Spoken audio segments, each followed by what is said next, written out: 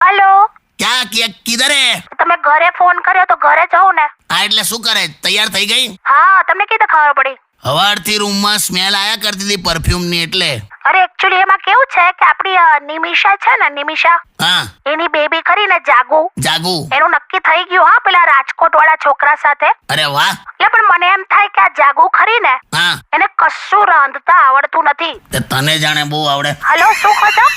ના, હા એટલે શું તું શું કે છે? અરે જાગુ ને કશું રાંધતા આવડતું નથી એમ. તે રાંધતા નથી આવડતું કઈ નહીં. આમે છોકરો જે ને, જે છોકરો રાજકોટ વાળો, હા એ કવિ છે, કવિ. તો તે રાંધવા માટે આમે એના ઘરમાં કશું હશે જ નહીં.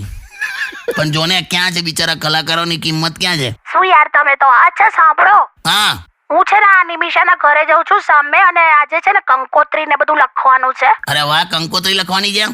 અને પહેલી કંકોત્રી તો ભગવાનના ચરણમાં મૂકીશ. એ તો પહેલા એવું હતું.